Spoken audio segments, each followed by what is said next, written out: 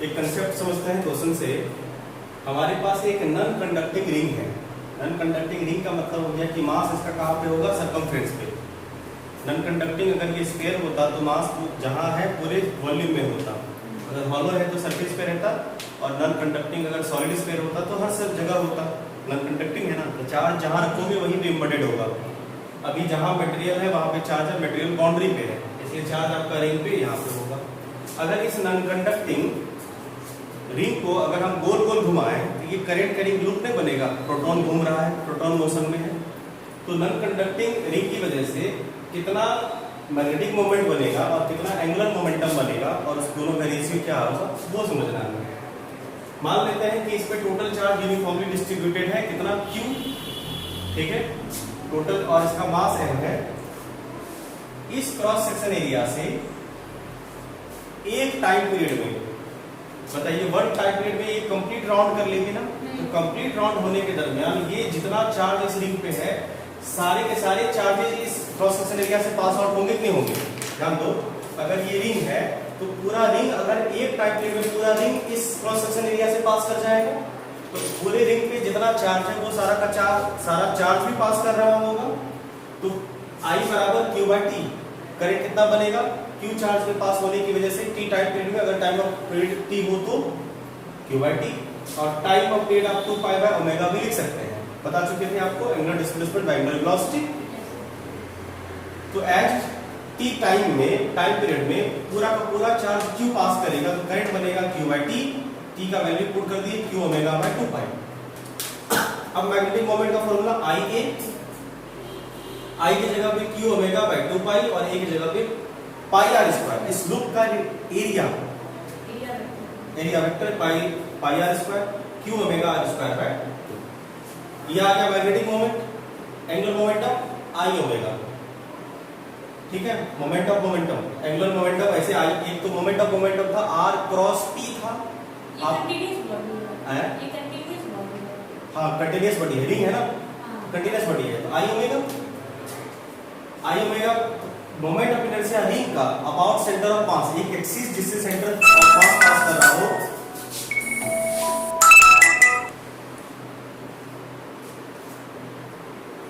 उसके बाद moment of inertia होती है mr², रेडियस ओमेगा। अब एंगुलर मोमेंटम भी आ गया और मैग्नेटिक मोमेंट भी आ गया, दोनों का रेशियो करो। जब दोनों का रेशियो करोगे एक खूबसूरत रिजल्ट आएगा, Q/2m, इसे याद रख सको तो रख लेना, क्योंकि ये जो Q/2m है ये आपको किसी भी तरह के नॉन कंडक्टिंग रोटेटिंग मटेरियल, कौन कौन से, uniformly non conducting rotating material, चाहे वो रिंग हो, डिस्क हो या स्फीयर हो, तीनों के लिए काम हो जाएगा। बढ़िया बात है ना, चाहे रिंग हो, डिस्क हो, स्फीयर हो, लेकिन नॉन कंडक्टिंग और रोटेटिंग होगा। उसकी वजह से जो मैग्नेटिक मोमेंट आती है इतना ही, और मैग्नेटिक ये मोमेंट ऑफ इनर्शिया मतलब मैग्नेटिक मोमेंट और एंगुलर मोमेंटम का रेशियो Q/2em होगा। मैग्नेटिक मोमेंट अलग अलग आएगी, एंगुलर मोमेंटम भी अलग अलग आएगा, क्योंकि सबका मोमेंट ऑफ इनर्शिया अलग अलग होगा, लेकिन इनका रेशियो जो आएगा वो हमेशा Q/2m आएगा। ये आपको याद रखना है, ये एक MCQ बनेगा बढ़िया वाला, Q/2m, इसका रेशियो मैग्नेटिक मोमेंट और एंगुलर मोमेंटम का रेशियो। क्लियर है। आते हैं चैप्टर के लास्ट टॉपिक पे, टर्क वाला current carrying conductor, sorry loop. एक करंट करिंग क्लोज लूप होगा, उस पे टर्क निकालना है हमें। मैग्नेटिक, जब यूनिफॉर्म मैग्नेटिक फील्ड में रखते हैं ना, उस पे टर्क लगती है। आइए उसे देखते हैं कैसे कैलकुलेट करें। एक करंट करिंग लूप को हमने क्रॉस मैग्नेटिक फील्ड में रखा, इस पे नेट मैग्नेटिक फोर्स लगेगी, इस पे मैग्नेटिक फोर्स लगेगी, किस तरफ, लूप का डायरेक्शन है ना, इस वाले में मैग्नेटिक फोर्स इधर लगेगी, मैग्नेटिक फोर्स,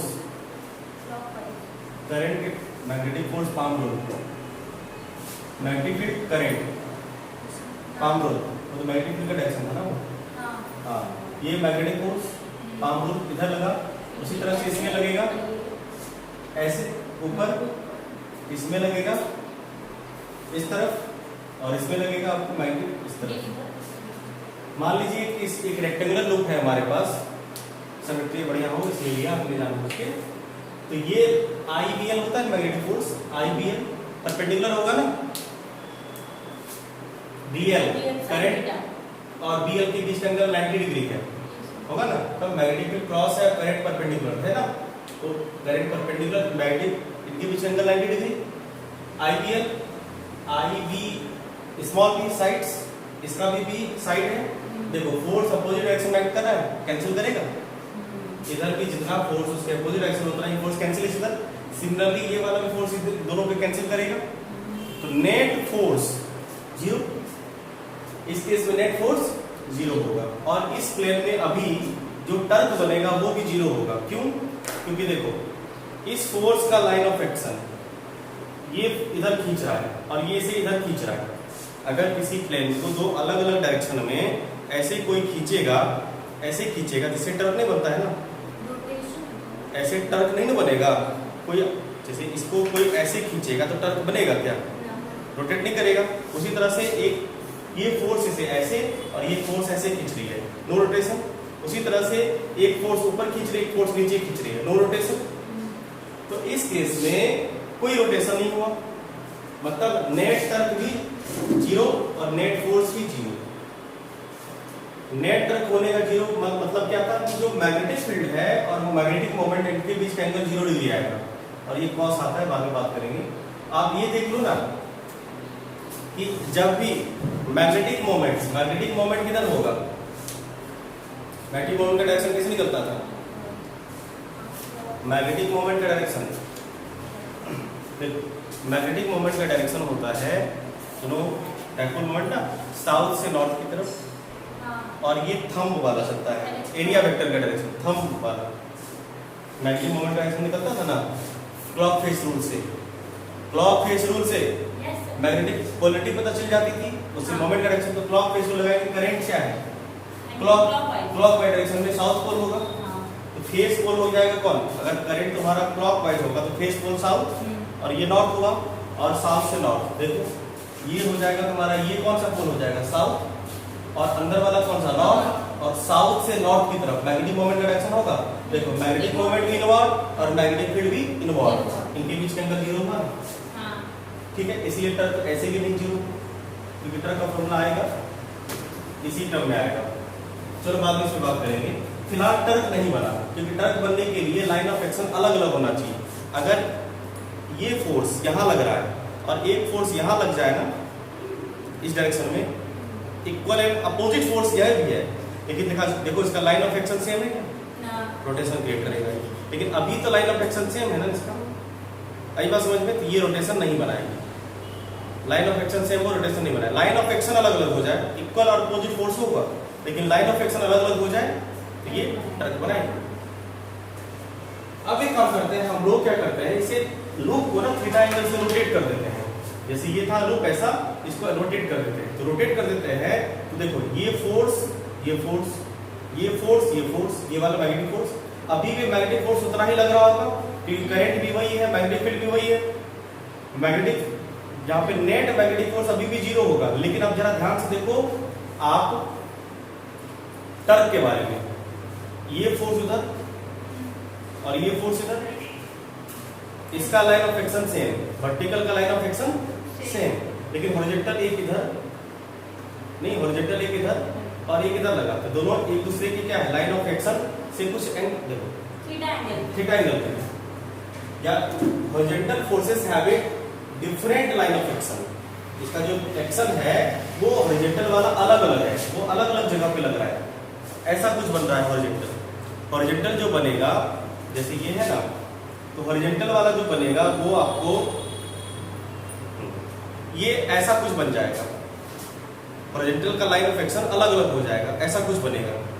और ऐसे बनने से, क्योंकि प्लेन में रोटेट करी ना, प्लेन ऐसे थी, ऐसे रोटेट हुई है तो इस वजह से प्लेन ऐसे आया ना, तो हॉरिजॉन्टल वाला साइड में लगता है परपेंडिकुलर, ये साइड में, ये साइड में लगेगा। अभी क्या था? ऐसे था, सीधा था, लाइन ऑफ एक्शन सेम। अभी ऐसे हुआ तो ये इधर सरफेस को एक ऐसे खींचेगा, अब ऐसे हुआ, ध्यान दो, अभी लाइन ऑफ एक्शन सेम है, इधर भी। जैसे ये होगा, इसका लाइन ऑफ एक्शन और इसका इस तरह टर्क बनेगा, नहीं बनेगा? नहीं समझे? क्लियर है? क्योंकि हमेशा L के परपेंडिकुलर होता है फोर्स, L के परपेंडिकुलर होता है फोर्स। नहीं, तो इस केस में लाइन ऑफ एक्शन अलग अलग हो गया, टर्क बनेगा। अब टर्क बन गया कितना, वही हम लोगों को कैलकुलेट करना है। यही वही कहानी है कि horizontal force have different line of action now when loops plane rotate by angle theta. अब जब लूप का प्लेन थीटा एंगल से रोटेट करेगा तो उसका मैग्नेटिक मोमेंट भी थीटा एंगल से रोटेट करेगा। क्यों? देखो अभी मैग्नेटिक मोमेंट इनवर्ड था, मैग्नेटिक मोमेंट इनवर्ड है इस प्लेन के, देखो यहाँ पे मैग्नेटिक मोमेंट अभी इनवर्ड है। अगर ये प्लेन जो है, ये प्लेन अगर मान लो थीटा एंगल से रोटेट करेगा तो मैग्नेटिक मोमेंट भी तो थीटा एंगल से रोटेट करेगा। हाँ। अगर ये प्लेन थीटा एंगल से रोटेट किया मैग्नेटिक मोमेंट भी, अब लेकिन मैग्नेटिक मोमेंट और मैग्नेटिक फील्ड के बीच एंगल बनेगा। अभी देखो दोनों सेम था, अभी दोनों सेम डायरेक्शन में था मैग्नेटिक मोमेंट और मैग्नेटिक फील्ड, लेकिन हुआ क्या कि मैग्नेटिक फील्ड तो इनवर्ड ही रहा लेकिन मैग्नेटिक मोमेंट रोटेट करना स्टार्ट करा। अब इसके बीच कुछ एंगल बनेगा नहीं बनेगा, इसी एंगल की वजह से टर्क भी होती है। जब रिजल्ट में देखोगे तो पता चलेगा। अभी मैग्नेटिक मोमेंट और मैग्नेटिक फील्ड जब थीटा एंगल से रोटेट करवाए प्लेन को, तो ये मैग्नेटिक प्लेन ऐसे था, मैग्नेटिक मोमेंट और ये दोनों सेम डायरेक्शन में था, प्लेन रोटेट हुआ, मैग्नेटिक मोमेंट ऐसे आ गया परपेंडिकुलर और मैग्नेटिक फील्ड तो वही रहा, मैग्नेटिक फील्ड का डायरेक्शन वही रहा, लेकिन मैग्नेटिक मोमेंट इससे कुछ एंगल पे आ गया। तो अब थीटा एंगल मैग्नेटिक मोमेंट और मैग्नेटिक फील्ड के बीच बन गया। अब हम लोग बस इसका टॉप व्यू देख रहे हैं। अब सिर्फ टॉप व्यू को लेते हैं, ये वाला इसको लेते हैं सिर्फ। अब इसी पे रोटेट कराएंगे इसको, सिर्फ इसको देखना है, इसी से रोटेशन भी क्लियर हो जाएगा। ऐसे है, इसको मान लो ऐसे कर दिए, ऐसे है, इसको ऐसे कर दिए। अब इसको साफ करते हैं, आते हैं टर्क कैसे कैलकुलेट करें। ये तो टर्क बन रहा था, उसकी कहानी थी कि टर्क कब बनेगा कब नहीं बनेगा। हमने सिचुएशन उसके टॉप व्यू को कंसीडर किया है कि टॉप व्यू जैसे ऐसे था, ऐसे हुआ, ये एंगल बना, ठीक है, इतने एंगल से रोटेट किया हमने, ऐसे था, ये टॉप व्यू है प्लेन का। जैसे मान लो कोई प्लेन ऐसे था, इसको हमने ऐसे रोटेट किया, बस टॉप व्यू को देखना है, ठीक है। तो अब क्या हुआ कि इसका जो लाइन ऑफ एक्शन होगा ऐसे, ये ऐसे लगेगा परपेंडिकुलर और ये भी ऐसे लगेगा परपेंडिकुलर जो लेंथ, तो लाइन ऑफ एक्शन अलग अलग टर्क बनेगा। ये टर्क बनाएगा क्लॉकवाइज और ये टर्क भी बनाएगा क्लॉकवाइज, इसलिए ये एडअप हो जाएगा। तो नेट टर्क क्या बनाएगा, F1 perpendicular distance, force into perpendicular distance होता है, ये R क्रॉस F होता है, F क्रॉस R नहीं होता है, R क्रॉस F होता है। लेकिन यहाँ पे F और R के बीच एंगल 90 डिग्री है, क्योंकि देखो फोर्स और लेंथ वेक्टर के बीच 90 डिग्री है ना, इसलिए टेंशन नहीं। जो L बनेगा वो L के बीच एंगल कितना है, 90 डिग्री, इसीलिए sin 90 रहने दिए, ये क्रॉस डॉट 90 होता है ना। और F1 और F2 का वैल्यू कितना होगा, फोर्स का मैग्नीट्यूड तो सेम ही होगा ना। देखो ना, ये है B मान लो, ये A मान लो, ये है तुम्हारा A, साइड मान लो ये A है, तो ये फोर्स बनेगा IBA और ये फोर्स भी तो बनेगा IBA, बनेगा नहीं बनेगा। तो फोर्स IBA और ये वाला भी फोर्स IBA, तो ये फोर्स कितना होगा लिख दिया यहाँ पे IBA और F1 F2 का मैग्नीट्यूड से। अब IBA परपेंडिकुलर डिस्टेंस कितना होगा, तो परपेंडिकुलर डिस्टेंस किससे होता है, फोर्स और पॉइंट ऑफ रोटेशन से, पिवोटेड पॉइंट से परपेंडिकुलर डिस्टेंस होता है। ये फोर्स है, ध्यान दो, परपेंडिकुलर डिस्टेंस, ये फोर्स और ये पिवोटेड पॉइंट होगा बीच में कहीं पे B/2 पे, तो इनके बीच का परपेंडिकुलर डिस्टेंस ये ना होगा, ये ना होगा, तो ये डिस्टेंस क्या होगा, अगर ये एंगल थीटा होगा तो B ये आधा B/2 sin थीटा, ये वैल्यू B/2 sin थीटा, ये वैल्यू B/2 sin थीटा, ये भी B/2 है। तो नेट टर्क हमारे पास बना IBA B/2 sin theta into twice 2 से 2 खत्म, IBA B sin थीटा। बताइए AB क्या है, AB क्या है, इस प्लेन का एरिया है क्या, एरिया, AB के प्लेस पे A लिख रहे हैं, ये मतलब area, B magnetic field I, और देखो I और A क्या होता है, M मैग्नेटिक मोमेंट, हम लिख सकते हैं MB sin थीटा, और ये हो जाएगा M क्रॉस B, क्योंकि दो वेक्टर के बीच का cross product AB sin theta M cross B। देखो M क्रॉस B या कि B क्रॉस M, फिर से यहीं पे क्या पता है, ये नेट टर्क कौन सा डायरेक्शन में, क्लॉकवाइज, क्योंकि दोनों net torque clockwise, net torque clockwise. अब देखो नेट टर्क क्लॉकवाइज है तो हमको ये क्लॉकवाइज डायरेक्शन में नेट टर्क चाहिए, और टर्क का डायरेक्शन निकल देता है कौन, r cross F. Are cross F आता है टर्क का डायरेक्शन। आई बात समझ में। अब आर क्या होता है, perpendicular distance force line of force से, इसके बीच का क्रॉस प्रोडक्ट निकालिए। टर्क का नेट डायरेक्शन है क्लॉकवाइज, क्लॉकवाइज ये r cross F, are cross F. R किधर होगा, देखो ये है फोर्स, ये है फोर्स, और आर क्या है, परपेंडिकुलर डिस्टेंस ये है, ये होगा, और रेडियली आउटवर्ड होगा, मतलब लेंथ यही होगा कि डायरेक्शन आर किधर होगा, आउटवर्ड नहीं, तो ये हो जाएगा तुम्हारा क्या, आर क्रॉस एफ। फोर्स जो प्लेन का है वो ऐसे नहीं है, सॉरी फोर्स तो प्लेन पे ऐसे लग रहा है, आपने इसे थीटा एंगल से रोटेट किया था ना, ठीक है, तो फोर्स किधर लग रहा है, इस डायरेक्शन में, इस डायरेक्शन में फोर्स लग रहा है, परपेंडिकुलर टू द सरफेस नहीं, आई बात समझ में। और आर क्या है, परपेंडिकुलर डिस्टेंस ये वाला, तो ये ऐसे होता है आर का डायरेक्शन, पिवट पॉइंट से रेडियली आउटवर्ड, तो आर का डायरेक्शन ये हो गया R cross F, are cross F. Clockwise sense आ रहा है, क्लॉकवाइज सेंस आ रहा है, तो इसका मतलब आपका बना क्या, m क्रॉस b, और जब आप m क्रॉस b करोगे वो भी क्लॉकवाइज सेंस देगा, मतलब इनवर्ट। देखो r क्रॉस f आपने किया, इनवर्ट मिला, अब m क्रॉस b करिएगा वो भी इनवर्ट था, m क्रॉस b इनवर्ट था, इसलिए m क्रॉस b होगा ना कि b क्रॉस m होगा। ये जनरल ऑब्जर्वेशन बेस्ड है, ये हो गया। तो इस ये हो गया आपका मैग्नेटिक फील्ड में रखिए थीटा एंगल पे कोई प्लेन होगा तो उसके बीच टर्क वो किस टर्क से रोटेट करेगा, m cross b। m cross b वहां पे क्या था, p क्रॉस e था, electric dipole place in electric field, torque p cross sorry p cross e था, यहाँ पे m क्रॉस b, एकदम बिल्कुल वही तरह से एनालॉजी चलता है। देखो सारा डेरिवेशन वैसा ही है, वो इलेक्ट्रिक डायपोल था, ये मोमेंट है। जब थीटा 90 डिग्री होगा तो mb sin 90 sin 91, तो mb यानी मैक्सिमम टर्क लगेगा, और जब थीटा 0 या 80 होगा उस वक्त टर्क मिनिमम होगा, मतलब ये इक्विलिब्रियम में होगा। इस केस में इक्विलिब्रियम नहीं होगा, इस केस में तो रोटेट करेगा, इस केस में इक्विलिब्रियम होगा। अब इसके दो सब केस बन जाएंगे, जब थीटा पे होगा, जब 180 पे होगा। और आपको हम ये बता चुके हैं थीटा पे होगा तो नेट फोर्स तो दोनों केस में 0 ही लगने वाला है, लेकिन इस वक्त दोनों केस में टर्क भी 0 लगेगा, क्योंकि ये रोटेट नहीं करेगा तो इक्विलिब्रियम में होगा, जब रोटेशन नहीं होगी तो इक्विलिब्रियम में होगा। अब स्टेबल इक्विलिब्रियम में होगा, इसका क्या मतलब हुआ, स्टेबल इक्विलिब्रियम का मतलब होता है कि जब आप मैग्नेटिक फील्ड और मैग्नेटिक मोमेंट दोनों के बीच का डायरेक्शन 0 होगा, आप अगर इसको डिस्टर्ब करोगे ना, प्लेन को डिस्टर्ब करोगे फिर वापस आ जाएगा, तो ये हो जाएगा स्टेबल इक्विलिब्रियम जब थीटा पे। और जब दोनों के बीच का 180 होता है तो इसको जब आप डिस्टर्ब करोगे प्लेन को, वो वापस अपने ओरिजिनल पोजीशन पे नहीं आ पाएगा। प्लेन को जब आप डिस्टर्ब करोगे वापस लौट नहीं पाएगा, वो उसी तरफ ही रोटेट हो जाएगा। ये बात हम स्टेबल और अनस्टेबल इक्विलिब्रियम डिटेल्स में बता चुके हैं, ठीक है। तो ये दोनों कंडीशन इलेक्ट्रिक डायपोल में भी सेम रहता है।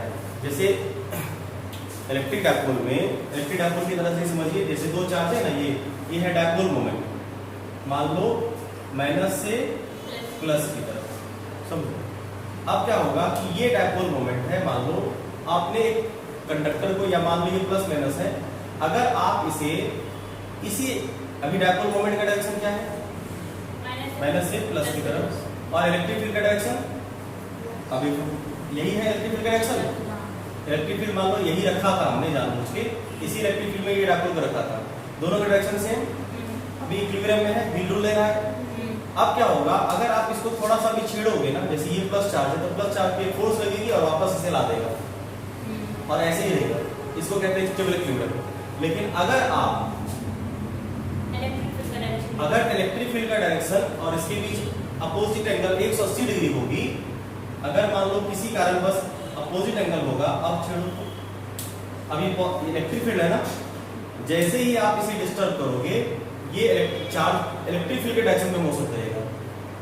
भाई ये पॉजिटिव चार्ज है ना, आएगा इधर तो पॉजिटिव चार्ज अपनी तरफ खींच लेगा, नहीं पॉजिटिव चार्ज इलेक्ट्रिक फील्ड के डायरेक्शन में मोशन करेगा, तो क्या ये वापस अपनी पोजीशन पे आ पाएगा?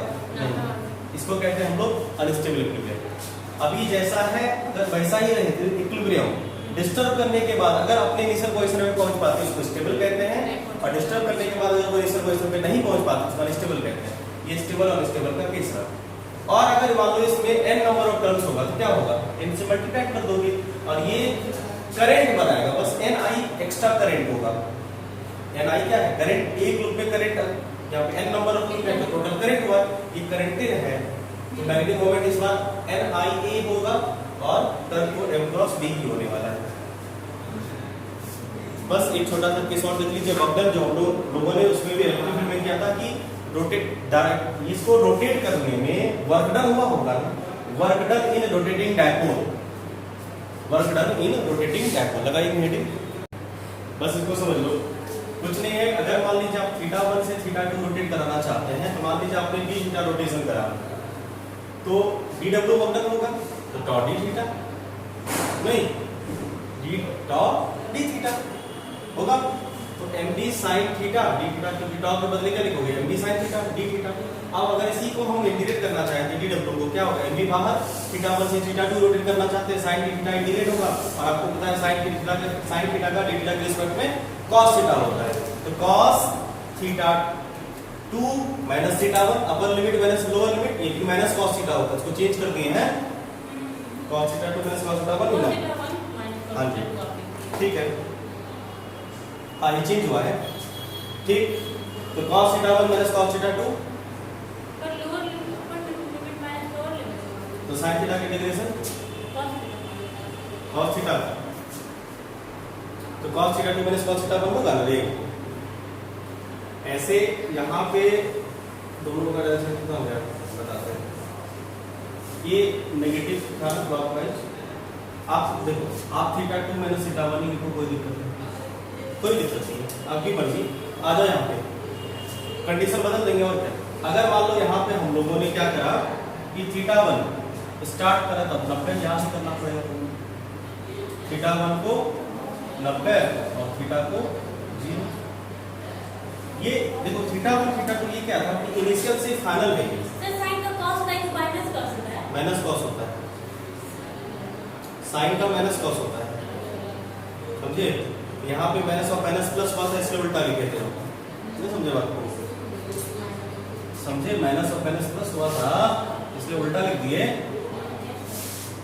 ऐसे होता है cos theta 2 minus of minus cos theta 2 होगा ना रे, क्योंकि साइन का होता माइनस कॉस, तो minus of minus cos theta 1, देखो cos थीटा 1 पॉजिटिव में और cos थीटा 2 नेगेटिव में, ये था ना, समझे बात को, कोई बात नहीं। अब ठीक है, तो cos theta 2 minus cos theta 1 अब लिखें, तो थीटा का वैल्यू स्टार्टिंग में 0 डिग्री से और 90 तक मान लो हम पहुंचा रहे हैं, मान लेते हैं। तो अब क्या हो जाएगा, थीटा तक रोटेट कराने में cos 0 से cos थीटा तक, sir cos theta 1 minus 0 theta माने, sir cos theta 1 minus cos theta 2, oh sorry cos theta 1 minus cos theta, हां पे 90 है 0, ये 0 और थीटा 2 मान लो थीटा तक कोई स्पेशल 90 की आप यहाँ पे कुछ भी रख सकते हैं आप। हम अभी मान लो 0 से थीटा तक रोटेट करना चाह रहे हैं, तो ये cos 0 और ये थीटा रहेगा, तो work done in rotating theta angle 1 minus cos theta आ गया, ये आ गया। यानी कि आपको अगर 0 से स्टार्टिंग से थीटा एंगल तक रोटेट करना हो तो आपको कितना वर्क डन करना पड़ेगा, md 1 माइनस cos थीटा। अब पोटेंशियल एनर्जी कितना होता है, change in work done, change in work done बराबर पोटेंशियल एनर्जी, वर्क डन मतलब थीटा से 90 मान लेते हैं, तो ये 90 नहीं, हाँ 90 मान देखो 90 पे कोई भी, जैसे मान लो हम लोग फाइनल माइनस 90 से स्टार्टिंग कर रहे हैं और थीटा से रोटेट कर रहे हैं, 90 पे पोटेंशियल एनर्जी मैक्सिमम होती है, इसलिए हमने जानबूझ के यहाँ पे लिया मैक्सिमम से जहां तक, क्योंकि अब जो होगा मैक्सिमम के बाद ही घटेगा बढ़ेगा जो भी, हमने यहाँ पे माना इसका वैल्यू यहाँ पे पुट कर दी थीटा एंगल से, और आपको पता है कि 90 कितना है md, अर्थात u बराबर माइनस md cos थीटा। आप इसे याद रख सकते हैं, पोटेंशियल एनर्जी बराबर minus m dot b, cos theta है m डॉट b। इस तरह से चैप्टर आपका खत्म हुआ। मिलते हैं हम लोग कल मैग्नेटिज्म मैटर के साथ। धन्यवाद।